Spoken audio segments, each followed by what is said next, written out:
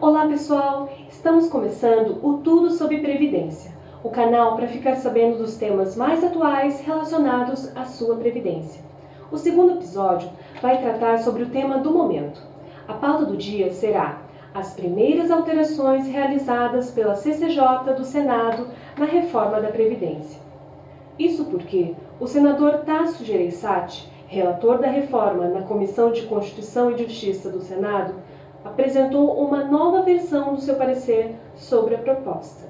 E hoje o programa será com os dois advogados aqui da CMPPrev, Cíntia Bolzan e Tiago Pavlik. Sejam bem-vindos.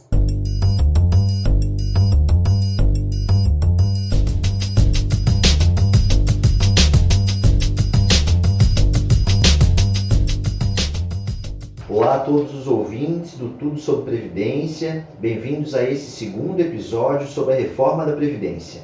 E vamos direto ao ponto. A Comissão de Constituição e Justiça, a CCJ, do Senado, analisou nesta quarta-feira, dia 4 de setembro, a proposta de reforma da Previdência. É importante lembrar que esse é o primeiro teste do texto da reforma no Senado. Depois, a proposta precisará ter o aval de pelo menos 49 dos 81 senadores no plenário da Casa, em 2 turnos de votação. O texto aprovado pela Câmara garantiu uma economia de 933,5 bilhões em 10 anos, segundo o Ministério da Economia. Mas o relator do Senado, Tasso Gereissati, fez mudanças que reduziram o impacto da reforma para os cofres públicos para 870 bilhões. A principal alteração é a revinculação de todas as pensões por morte no valor de um salário mínimo, hoje R$ 998. Além disso, os senadores fecharam um acordo para acelerar a tramitação da PEC paralela da Previdência, que inclui estados e municípios na reforma. Na primeira versão do parecer, ele já havia excluído o artigo que definia, na Constituição, o critério de renda para fazer jus ao benefício de prestação continuada, que é o BPC, e o endurecimento das regras de transição para quem trabalha com agentes nocivos à saúde, como os mineradores. Sim, Tiago, é isso mesmo. Vale lembrar também que o relator, ao justificar essas mudanças, enfatiza que, abre aspas, é impossível equilibrar o que é justo e a questão financeira do Estado. Defender os mais pobres é, primeiramente, defender que existam recursos para a educação. Fecha aspas. Para o relator, a maioria das emendas são repetidas e boa parte delas são conflitantes. Na nova versão do seu relatório, ele fez mais algumas modificações no texto principal. Além de reforçar que o valor da pensão por morte não pode ser inferior ao salário mínimo, como você já disse, criou uma alíquota de contribuição especial para os trabalhadores informais, igual àquela paga pelos microempreendedores individuais. Também acrescentou algumas novidades à proposta de emenda à Constituição paralela, como a criação da Seguridade Social para aquelas crianças de baixa renda. Falando de PEC paralela, outras sugestões de mudanças apresentadas pelos senadores ficaram para a chamada PEC paralela, que é importante lembrar que essa PEC só existe como uma forma de evitar a volta da reforma da Previdência para a Câmara. Além da inclusão dos estados e municípios, a PEC traz a cobrança de contribuições previdenciárias de entidades filantrópicas, do agronegócio exportador e do Simples. O regime simplificado de tributação para as pequenas empresas também entra. Bom, então, agora o texto segue para análise no plenário do Senado. Foram 18 votos favoráveis e 7 contrários ao texto base da proposta, que altera as regras de aposentadoria. No geral, entre outros pontos, a reforma da Previdência aumenta o tempo para se aposentar, eleva as alíquotas de contribuição para quem ganha acima do teto do INSS e estabelece regras de transição para os atuais assalariados. A principal mudança prevista na PEC é a fixação de idade mínima de 65 anos para os homens e 62 anos para as mulheres. Além disso, estabelece o valor da aposentadoria a partir da média de todos os salários, em vez de permitir a exclusão dos 20% menores salários de contribuição. A aprovação da PEC na CCJ veio depois que os senadores fecharam um acordo nesta terça-feira, dia 3 de setembro, para acelerar a tramitação da PEC paralela. No final das contas, o relator, senador Tasso Gereissati, manteve a essência do texto que veio da Câmara, apenas com alterações que não resultam em uma nova análise da PEC pelos deputados. É importante lembrar que o objetivo do governo com a reforma da Previdência é reduzir o rombo nas contas públicas. A estimativa do relator é que o impacto fiscal total da aprovação da PEC, com as novas mudanças, e da PEC paralela, chegará a 1,312 trilhão em 10 anos, maior do que 930 bilhões previstos no texto da Câmara e maior do que 1 trilhão que pretendia o governo federal inicialmente. Mas a PEC, isoladamente, vai representar uma economia de 870 bilhões para a União, segundo o senador, com base em um estudo da Instituição Fiscal Independente.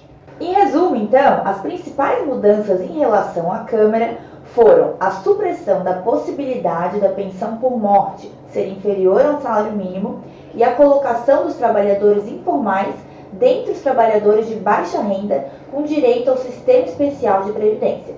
O relator eliminou por completo qualquer menção ao benefício da prestação continuada, o BPC, ou seja, as regras atuais ficam mantidas e esse benefício não passará a ser regulamentado pela Constituição. Outra mudança muito relevante foi a retirada de parte da regra de transição para os profissionais expostos aos agentes nocivos, como os mineiros de subsolo, que elevava progressivamente os requisitos para que esses trabalhadores conseguissem a aposentadoria. Ainda fica valendo a regra de pontos, mas sem progressão. Essa mudança diminuiu o impacto fiscal da reforma em 6 bilhões. Ainda foram eliminados do texto trechos que poderiam impedir a criação de contribuição extraordinária cobrada dos servidores públicos, aposentados e pensionistas dos estados e dos municípios em caso de déficit. Exemplo disso é a redação do artigo 149, que ficou sem a expressão, abre aspas, no âmbito da União, fecha aspas, para evitar interpretações de que a contribuição só poderia ser cobrada pela União. Entre os pontos que foram rejeitados, um dos que merecem destaque foi a redução da idade mínima de 62 anos para as mulheres e 65 anos para os homens para, respectivamente, 60 e 62 anos. A proposta foi rejeitada com o argumento de que a idade mínima na PEC é o ponto crucial da proposta. A idade mínima representa mais de 60% da reforma da Previdência, do ponto de vista do impacto fiscal. Também foram rejeitados, entre outros, a proposta que buscava manter o abono salarial para todos os trabalhadores que recebem até 2 salários mínimos e um que abrandava as regras para aposentadoria especial. Então é inegável que o relatório de Tasso encontrou soluções criativas para os pontos mais polêmicos e urgentes. Se aprovada, a reforma da Previdência vai ajudar a melhorar o sistema fiscal. Acho que ninguém mais ousa discordar da necessidade da reforma da Previdência. O Brasil está envelhecendo rapidamente e é insustentável manter o sistema atual. De fato, Thiago, a inversão da pirâmide demográfica exige uma adaptação das regras previdenciárias, mas não podemos esquecer que o sistema de proteção social não deve ser desmontado, e sim readaptado. O ideal mesmo é uma previdência autossustentável. A proposta vem andando rápido. O relator foi onde podia, no limite do esforço para fazer essa compatibilização com as circunstâncias que lhe foram dadas.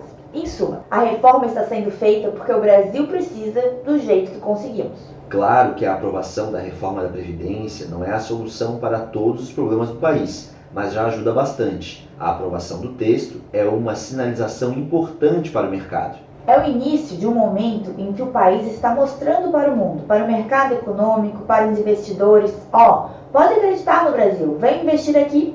Mas é sempre bom lembrar que é absolutamente necessário discutir a fundo as mudanças que a reforma da Previdência causará na vida de todos os brasileiros.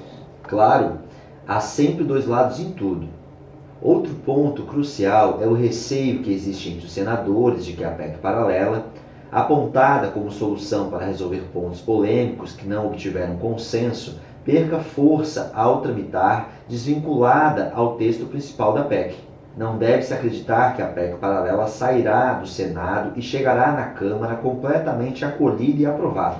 É isso mesmo, há ainda um longo caminho pela frente. Como disse o relator na CCJ, há uma grande preocupação com o déficit fiscal, e nisso todos os brasileiros concordam. É preocupante demais que o governo federal, os governos estaduais e os municípios não tenham recursos suficientes para aplicar na educação, na saúde e na infraestrutura, já que todos os seus recursos estão sendo engolidos pelo déficit da Previdência. Defender os mais pobres, defender o Brasil, primeiramente, é defender que existam recursos. É isso aí. Agora nos resta aguardar. O texto vai passar por 2 turnos de votação no plenário do Senado, onde precisará ser aprovado por 3/5 dos senadores, o que equivale a 49 votos. A expectativa do presidente do Senado, Davi Alcolumbre, é concluir a votação da proposta até 10 de outubro.